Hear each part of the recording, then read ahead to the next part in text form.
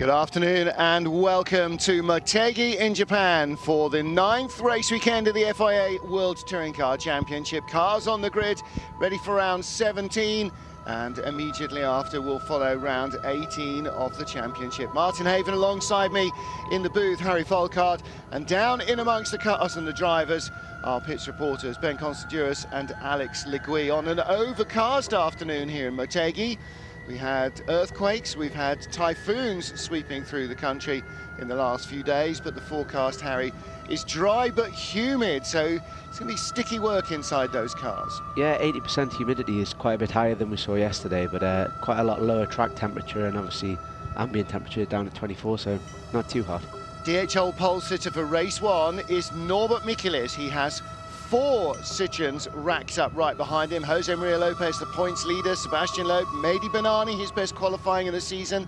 Then Qinghua Ma. Gabriele Tarquini, fastest in every session before qualifying. Very disappointed to have fluffed that. Ivan Muller with understeer problems he couldn't get rid of. New boy Nicolas Lapierre, his first ever touring car drive, puts his Lada 9th on the race 1 grid, the best of the Ladas.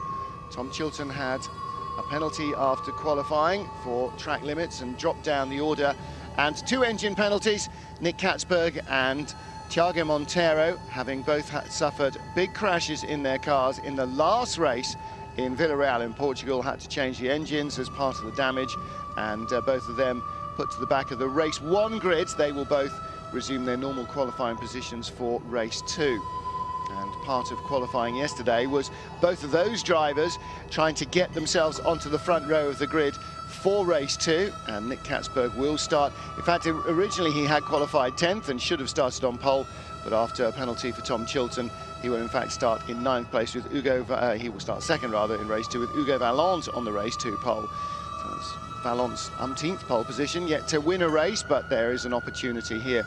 Harry, this racetrack looks as though it might not offer an awful lot of opportunities for overtaking, but it's always hard to tell, because in qualifying you're looking at getting the ultimate speed out of the car, but not looking at where we're going to be able to overtake. Yeah, there's probably, I can see about four potential opportunities where you've got fairly major stops, a couple of direction changes leading up to them as well, so if you can wrong foot your opponent who you're trying to overtake on the run up to those corners, then that's definitely an opportunity. I guess probably namely turn 1, 3 and 10, but here we go, we've got Norbert Michelis. Here we go, kicking off by speaking to the man of the moment, Norbert Michelis. He is the very first Honda TC1 to get pole ever. It's also the first non-Citroen to get pole, certainly in the last year. Norbert, you've got 16 people behind you. You've got Pachito breathing down your neck.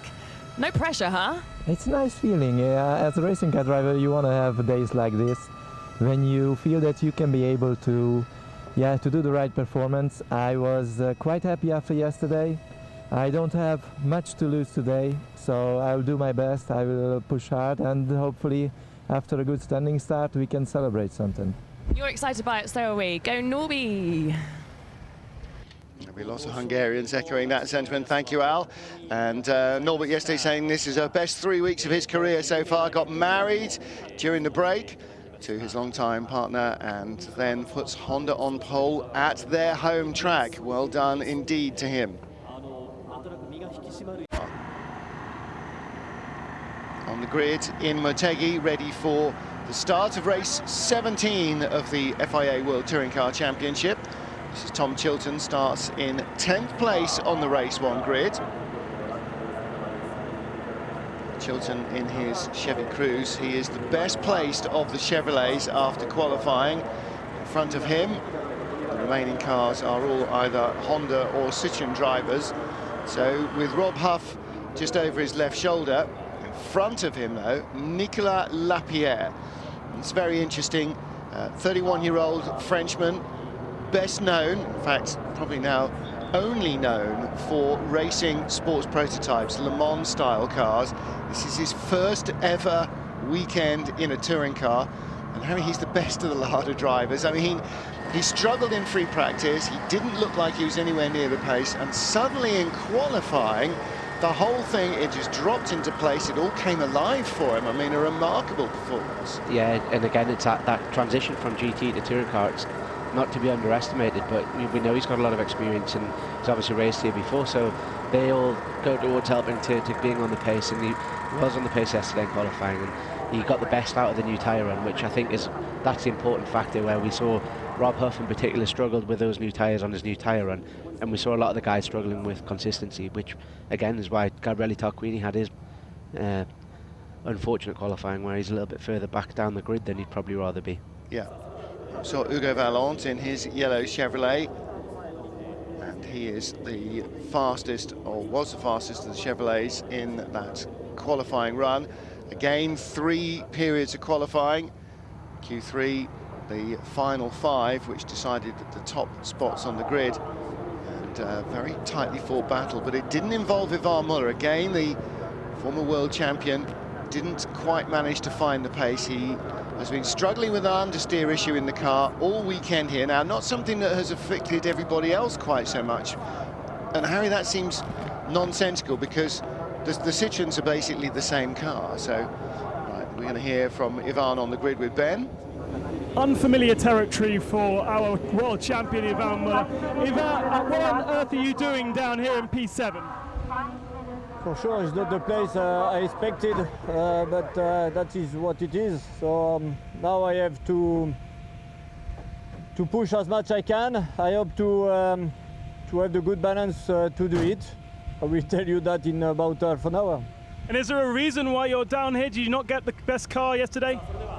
No, we struggled with the balance of the car since the beginning of the weekend, and we didn't find the solution. So I hope it's done now. Thanks very much, Ivan. Have a good one. Thank you.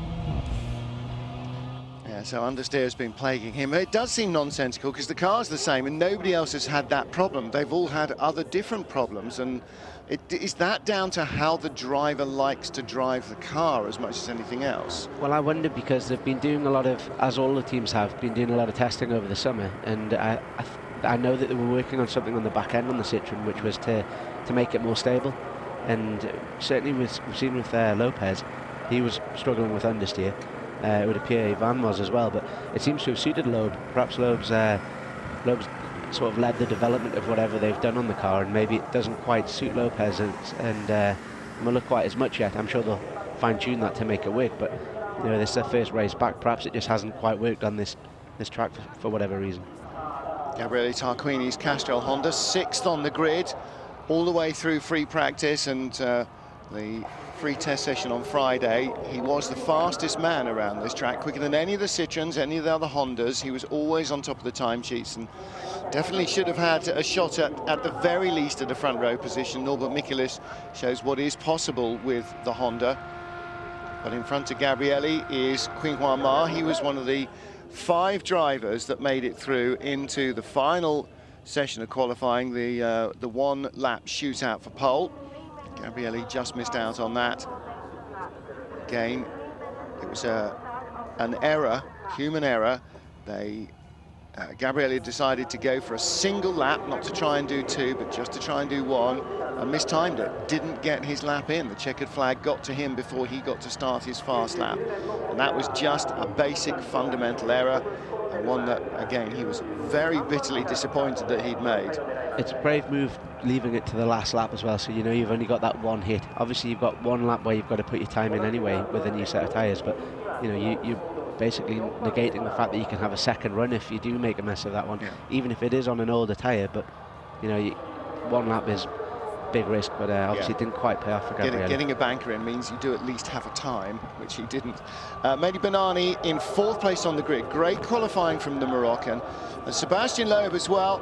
Little mistake on his run, but he said pretty much as he could have got out of the car. Everybody's always aiming for perfection, but that is fairly hard to find. Another good qualifying performance from Loeb, though. 2nd of the Citroens, and only a whisker behind Jose Maria Lopez, our championship leader. And Lopez, normally that would be enough to put him on pole position, but he has pulled out some sensational laps over this season and last to produce times that just left his teammates slack-jawed watching him.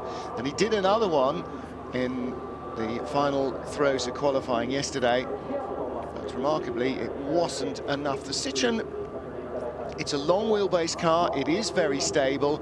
It's good at very high-speed stuff and really high-speed corners. I mean, it was absolutely superb in Paul Ricard, for instance. But this circuit needs a little bit more, maybe, than of a shorter wheelbase car, of a tighter car. And it's good, isn't it, to see that different circuits suit different cars. The Honda certainly seems to suit the circuit well, or the circuit suits the Honda well. And Norbert Mikelitz just pulled out a stunning lap to claim pole position, and a very popular pole as well. I don't think anything or anybody here would begrudge him starting at the front. Norbert Mikelitz leads the field around here at Motegi. Behind him, Jose Maria Lopez and Sebastian Loeb. The red, white and green of Mehdi Benani will line up in 4th place. A great opportunity for Mikelitz to try and lead this field away. Fantastic racetrack, first time for all of us. Very interesting to drive.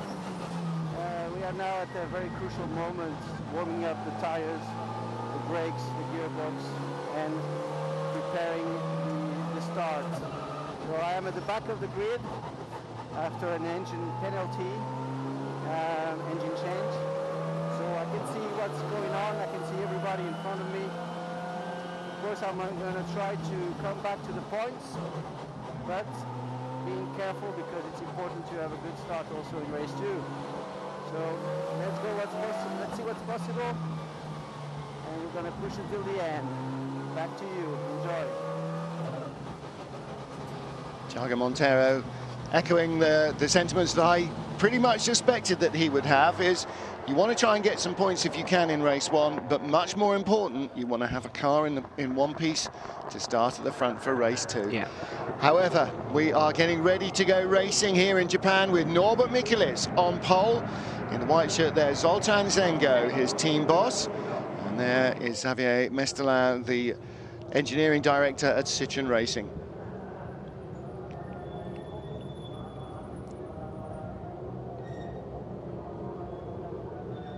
Round 17 of the FIA World Touring Car Championship. We're at Twin Ring Motegi in Japan. Norbert Mikelitz, the black and red Honda on pole.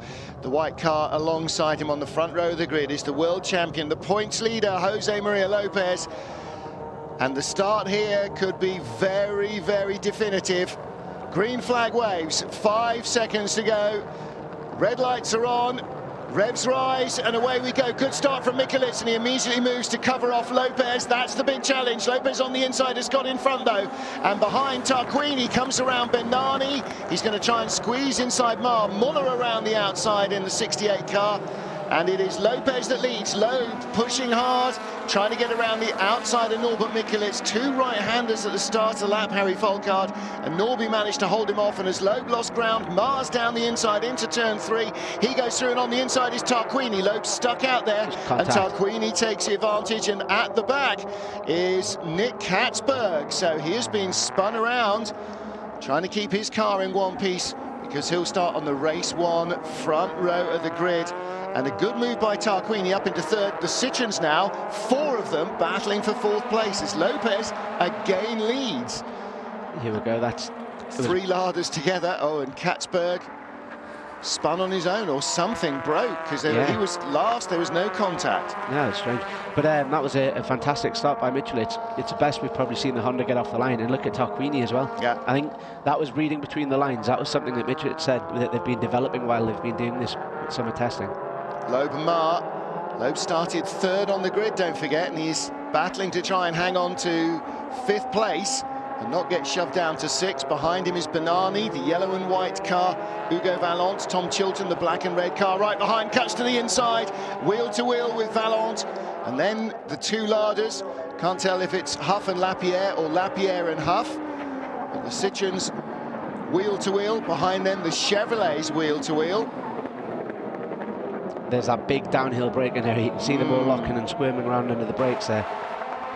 I think it is Lapierre in front of Huff, the way that the Citroens are running at the moment. And Mar keeps his nose in front of Loeb. Loeb's been shuffled down the order, hasn't he? And the problem when you're in such similar cars is if you get eased offline, and Loeb did in 3 consecutive corners, everybody just streams by on the inside. This is Valant. I think Chilton's to his left, isn't he, I think? Yeah, Chilton's, no, we're on board with Chilton, that's Valant so in front. Yeah, Valant's got ahead then. Yeah, he's got back in front. Tom couldn't quite hold that spot. Down the front straight, it's a short front straight. Ready into turn 3 on lap 2. I wonder whether we're going to see Nick Katzberg arrive in the pits with deranged rear suspension. Looks like something just broke at the back of the car and looped him into a spin. And Lopez not really pulling away from the Hondas, is he? That's very interesting. They remain as close to him as they were on lap 1. Yeah, there's been a big step change in the performance from the Honda, hasn't there? And we've got to bear in mind, obviously, the Citroen's still 60 kilos heavier, but the Hondas have definitely found something. Right, well, Katzberg's right-hand side looks straight. Both wheels appear to be pointing where they should. I think it'll be left rear, because it was... It did look like that, didn't it? Yeah, I think so. We'll wait and see exactly how that works out for him. But they've got the whole race now to try and sort the car to make sure that he's in perfect condition, ready for race 2, where he'll start second on the grid, and an opportunity for him to put the Lada on the podium cannot be missed out on. Jose Maria Lopez leads from Norbert Michelis and Gabriele Tarquini. Gap back to Ivan Muller in 4th, and then Muller, Mar, Loeb, Bernani, Valant. We're on board with Chilton. We're on board with de Moustier. On board with Montero now, so he's got in front of de Moustier behind Tom Coronel. And looking back, there's Thiago Montero. He too has got by Gregoire de Moustier, so de Moustier has been eased offline somewhere and the door's been opened. Oh, big sideways for Coronel there. Big slide as well for the lead Lada, and that was Nico Lapierre. So Rob Huff on the left of the shot there was going down the inside of Lapierre for 10th. Thiago 13th, close to points, or close to a point in 10th, but must keep that car in one piece. And he's behind the battling Ladas with Coronel, the third of the custard and white car. His car is custard and white, the 2 Ladas are just custard yellow. And Lapierre drifted out wide, 4 wheels on the dirt. And Harry, the problem there is not that he's bouncing around, but it's just that there's not as much grip for the wheels. They're starting to spin on the dirt where they wouldn't be on the tarmac, and so Rob Huff had more momentum off the corner. Yeah, and when you rejoin, the car sort of skips sideways and you're losing a lot of forward momentum to sideways momentum. Tarquini looks like he's caught up with Michelis quite a lot. Definitely. And Lopez just half a second away. Tarquini's just set the fastest lap of the race, so it's not just visual. He has definitely caught the 2 in front. And of course, they're now on the straights here. They're now in the slipstream behind Lopez. Thiago Montero having a look down the inside of Nico Lapierre. Tarquini was 8/10 faster there than Lopez. That's impressive stuff. Well, that was a good move by Montero. Put his car down the inside. Lapierre had nowhere to go. Lapierre now on the inside, defending from Coronel. Coronel tries to cut back. There's your race leader, Jose Maria Lopez. 157.9 last time round. Norby a 157.5. Gabriele a 157.1.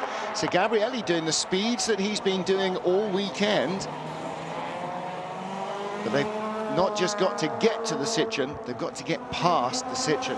The question now is, how is tyre wear going to affect the 2 different chassis, the Citroen versus the Honda? Are the Hondas going to have more tyre left at the end? And if they do, will they be able to use it? And Lopez is not easy to get by on the best of days. The Citroen's always been very kind on its tyres as well. And one thing we have seen here, they're struggling a little bit on brake wear because of the big stops and because of the downhill nature of some of those stops as well. So brakes could become a factor in this as well.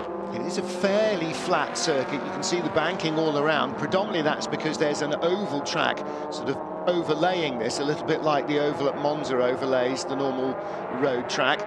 That's where the circuit gets its twin ring name. And a high-speed oval that was built for kart and IndyCar, and even had a NASCAR exhibition race here once, a non-championship race. You can see that's why they're going under bridges a couple of times. All the way around us then, lots of banking. Puts in mind a lot of Oschersleben.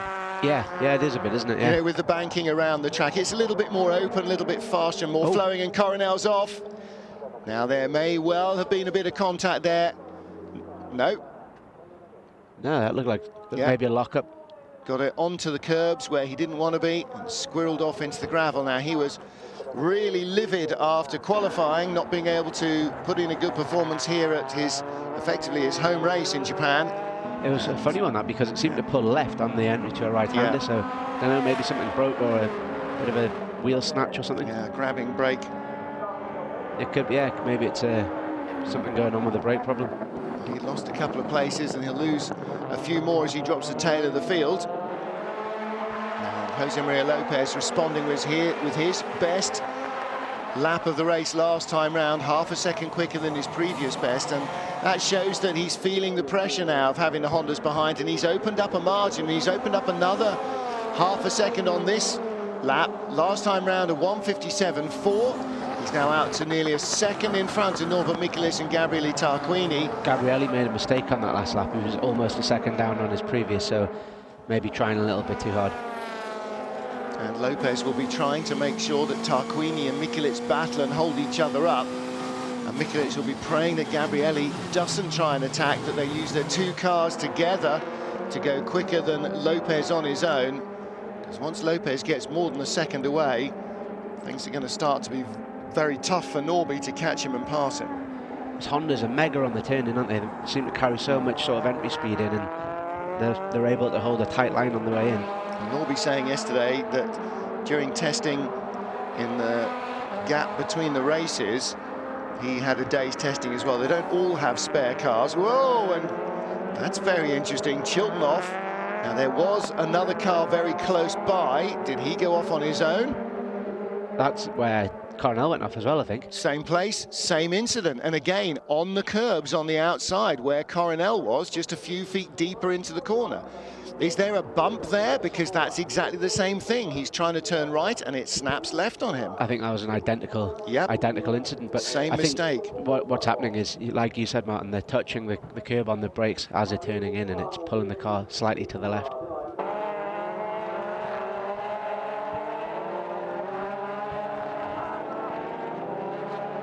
Jose Maria Lopez leads after 5 of 13 laps. The first of our 2 races here in Japan, a twin ring Motegi battle for 10th place, the final point.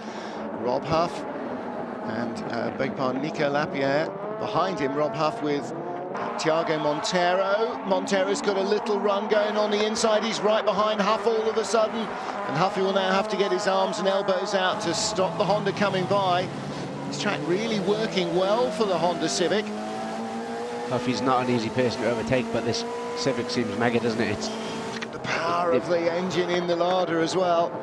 That Orica-built power unit not hanging around down the straight. You could just see he was just starting to creep away from Montero, and that's enough to blunt your challenge as you come off the corner. Montero was all over him through the last corners. Yellow flags still out as they recover Chilton's car. They drag Coronel's out of there.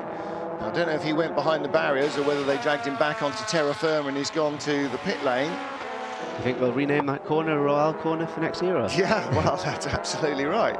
Both Royale teammates binning it at the same turn. And it was an unusual looking incident, but I think you're right. Down at turn 5, it just looked like they got onto the...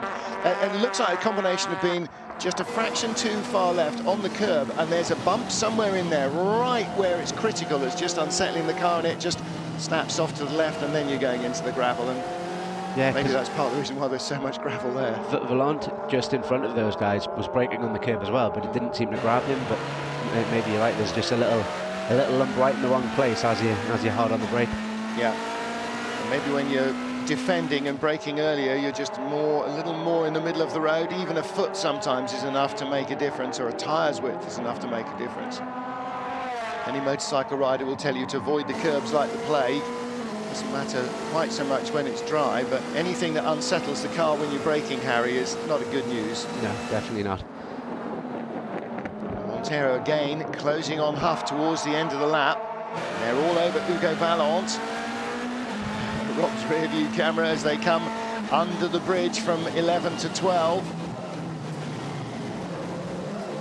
And again, Montero almost running into the back of Rob Huff, out of the final corner, and look how much Valent pulled through those cars. Again, you know, we've got 3 different cars, and in that 3-corner sequence, the Chevy goes in front, the Lada loses a bit of ground, the Honda gains a bit of ground, and so you can see the different nature, just that little sequence of 3 corners, how it affects the cars. Yeah, Huffy's got the hard job here as well, don't forget, because he's got to keep Montero at bay behind him, so he's watching him all the time, as well as, you know, trying to stick a move on Hugo. See Valent's car dancing at the back under braking as well. These cars all the way, like your own road car when you brake hard, all the weight goes onto the front wheels, and so the back is just barely in contact with the ground. Of course, these things are an awful lot lighter than a standard road car, an awful lot lighter, and so the weight transfer is more notable. There's much less holding the rear wheels on the deck.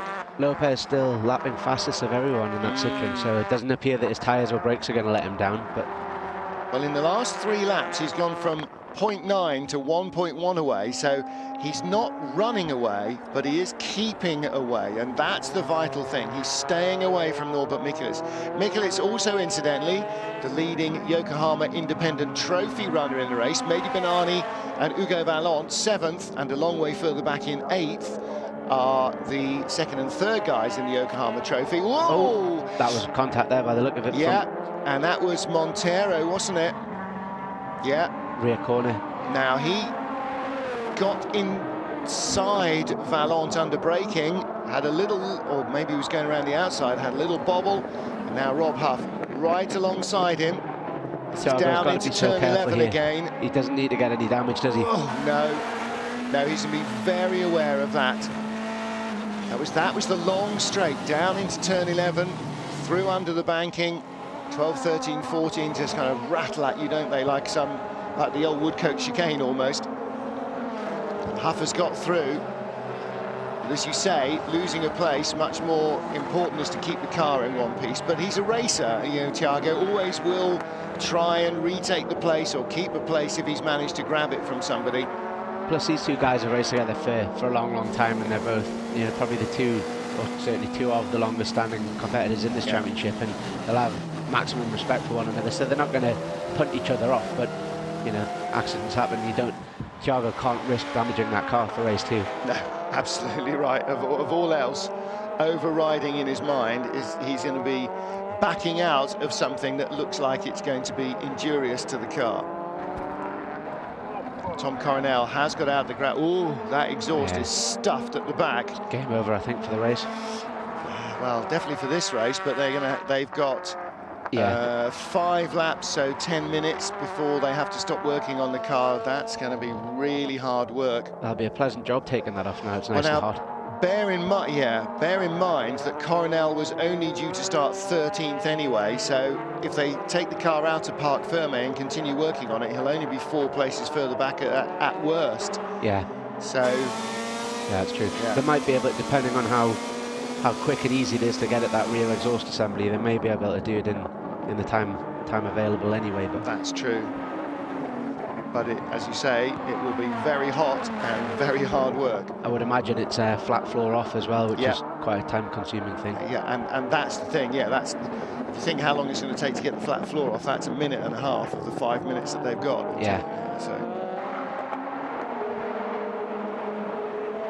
in the Honda garage, watching the action. Honda 2nd and 3rd. Thiago Montero in 10th place. Behind Rob Huff, who's 9th. Big gap between Benani and Valent. And that's the battle Valent's been trying to hold these guys off, and that's what's sort of dropped him back down the order so far. Just see Valent squirming around on the brakes there. Really noticeable, isn't it, how much his car moves around under braking. It's from the rear. It looks like maybe he got a little bit more bias to the rear than the other Chevys, but certainly the Chevys under braking do look a little bit more squirmy, if that's a word. I think I've just made it up. No, squirmy works for me. Yeah, that's definitely a word.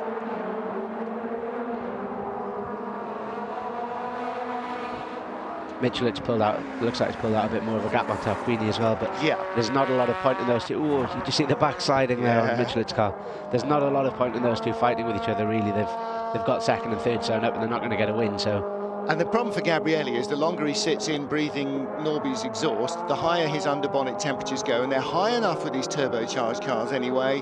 He doesn't get enough cooling for the brakes, the tyres are overworked, so it just doesn't help his car. He may as well sit half a second further back, because he's not going to have a mad lunge at Norby on the last lap anyway. Mad lunges might come in this group, from Ivan Muller holding off Qinghua Ma and Sebastian Loeb. And neither of those two guys want Muller to stay in front. Muller's definitely struggling this weekend, isn't he? It's never really seen him on the back foot like this in a long time. He's 7 seconds behind the leader. And Ma is down the inside and has tucked him up like a kipper. Muller lets him go and hopes that he'll make enough of a mistake on the exit, but Ma is still there. And Muller has a big slide, trying to hold on to that position. So Ma up to 4th, friends and family here watching for the first time. Of course, we go to Shanghai next time out. Home race for the Chinese driver. Muller will be very, very keen to keep Loeb behind him, only because this is a potential championship battle. But I guess with Ma, it's a lot less important. But this one, then maybe a bit more spillage. Oh, here we go, 3 wide. Shades of Moscow 2 years ago. Where it was 4 wide down the front straight, and when they all went off, Ivan Muller, who was 5th in the queue, grabbed the positions. Rob Huff holds off Hugo Vallant, and Thiago Montero is now stuck behind the Frenchman. So Huffy caught and passed Vallant, and that was within a lap or so, because it looked like when Huff and Montero had battled that Vallant had got away, but his car is clearly not as fast as either the Lada or the Honda on this track. So again, a longer, more stable wheelbase in the Chevy, not working quite so well here.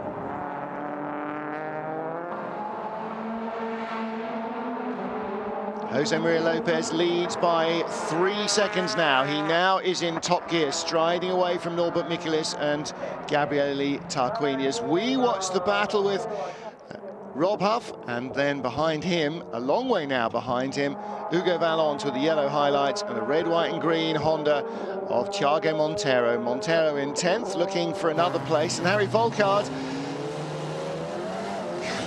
Vallant is struggling here, and this doesn't bode well. Now, he may well have old tyres on, knowing that he's starting on pole for race 2 and keeping the best he's got left for race 2 and dealing with race 1. That's a good call. Maybe he's just put like the worst of his batch on for this run. But yeah, he definitely was struggling there. You can see he was about 4-5 tenths down on the lap where just after Huff overtook him, and then obviously was holding up Montero, but it's now been dispatched fairly efficiently. I tell you what, you've got to hope he's got shonky old tyres on, otherwise he's not going to last a corner in the lead of race 2, is he? No, but it might be quite exciting towards the end. Be quite exciting towards the beginning if that's as good as it gets.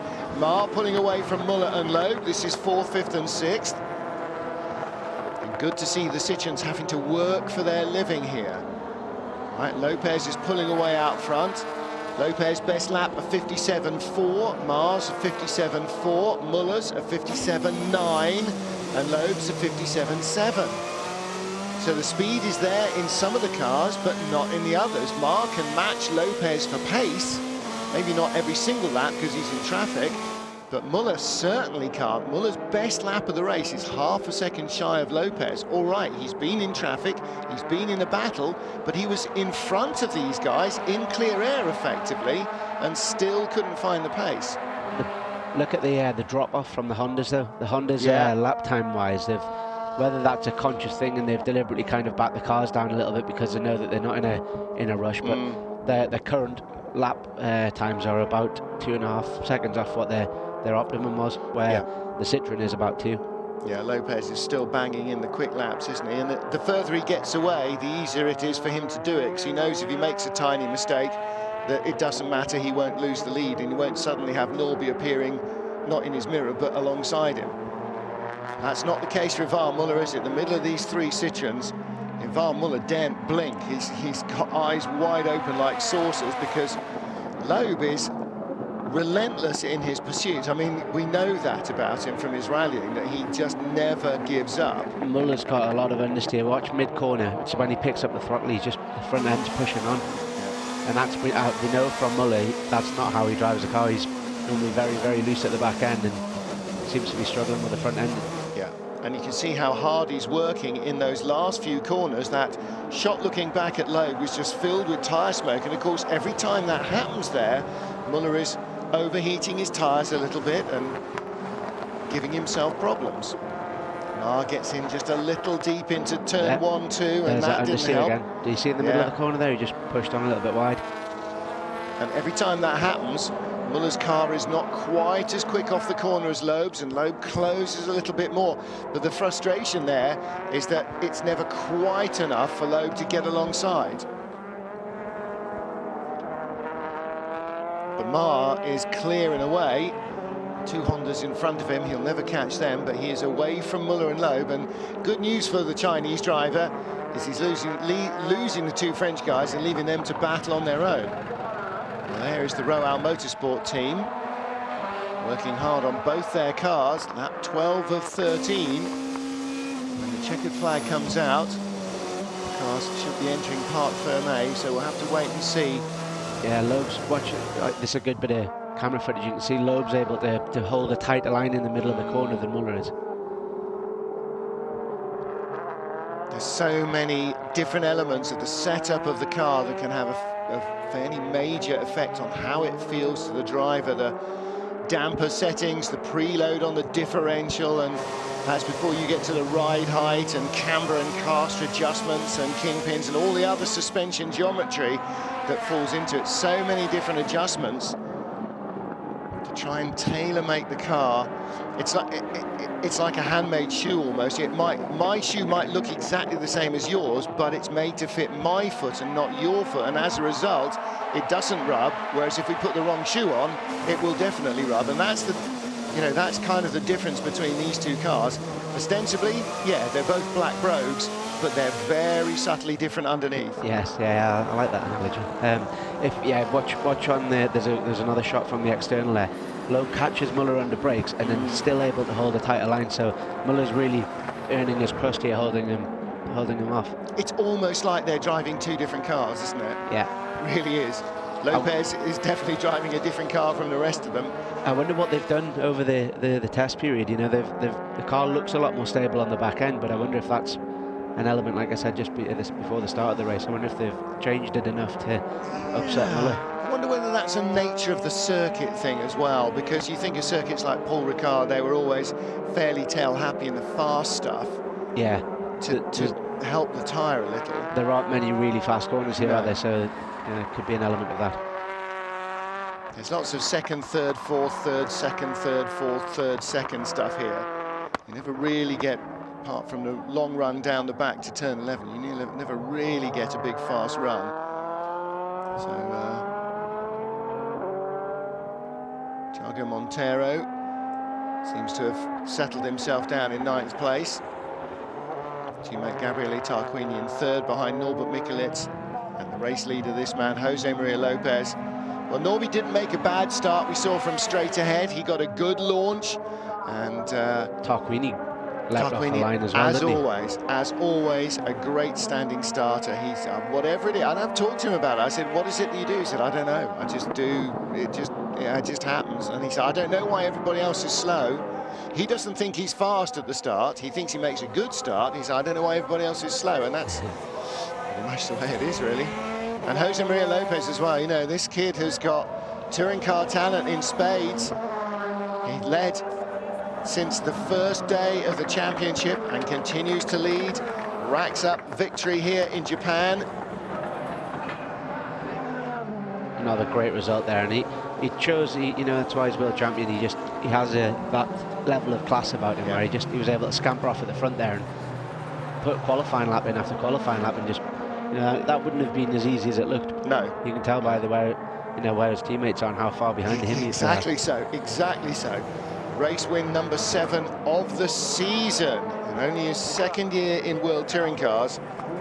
Jose Maria Lopez is now to win number 7 this year. Where's my all-time tally? What does that make him? That is now win number 18, tied with 3-time champion Andy Priaulx. Next on the list is Gabriele Tarquini at 20 wins. You can't imagine that he'll still be behind him at the end of the season. That's impressive for 2 years, isn't it? and that, all right, you know, he's come in and has been in the best car, and certainly when the World Championship started, you wouldn't say that the BMW was the best car. The Alfa Romeo was pretty much the benchmark at that stage, 11, 12 years ago. But yeah, I say this every day, don't I? You know, you could give me the Citroen, I wouldn't be winning 7 races in a season. So it's a great combination. He seems to have gelled really well with the car and with the championship.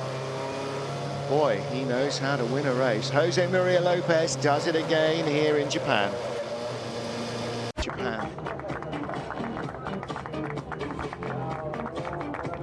There's a picture we have seen many times already since joining the World Touring Car Championship. He didn't join last year, of course, did he? He joined full-time last year. He had a race weekend before and a win 2 years ago in Argentina. Yeah, his one-off appearance involved a race win, so he had a 50% win to start ratio before he started the championship, and it has only gone down now that he's joined Ivan Muller and Sebastian Loeb and Citroen Racing. But Jose Maria Lopez now with 18 career victories. He's not completed 2 full seasons. And he appreciates, as all sportsmen do, when you are right in the zone. You know, he is surfing this wave, and he knows, as he did in the middle of the season when he had a little bobble where for 5 races it all kind of went a bit of arm's way. He knows that you've got to relax into it and let the form come back. And he did relax into it, and the form did come back. And now he just can't stop himself from winning and grinning again. Well, he's down there with the Legui. Let's hear what he has to say. 2014 champion strikes yet again. Pachito Lopez, congratulations. You were brilliant off the start line. You took it from Norby, and then that was it. You were off. Fantastic. I cannot believe it. I wasn't expecting that. Honda is a very good starter, so really I wanted to do a safe start. I didn't want to do the same mistake as Moscow. But since yesterday I felt confident. Somehow when things going right, it looks like everything goes right. You know, I am a very lucky guy, and I have a fantastic team behind me who support me, who push me to go further, and congratulations to them. They did a fantastic job. It was an amazing race. Then the pace of the car was fantastic. Even, if I thought that with the kilos, normally we would surely struggle more in the race with the kilos. But now, this car seems that inevitable. And hopefully it will be for race 2. Pachito, congratulations. Well, it's not just the car, it's not just the driver. Harry, with all of these things, it's the perfect storm. You've got to have all the combinations exactly right, or it just doesn't work. Yeah,